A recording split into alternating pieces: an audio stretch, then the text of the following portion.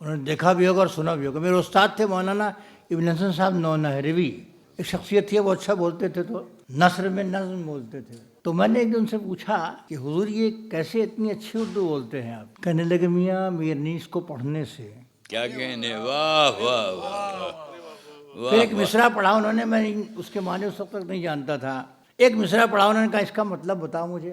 उन्होंने कहा कि वो लौज़ई कि जिसकी फसाहत दिलों को भाए, वो लौज़ई कि जिसकी फसाहत दिलों को भाए। तो हमसे कहने लौज़ई के माने बता, तो मैं तो चुप गुंग रह गया।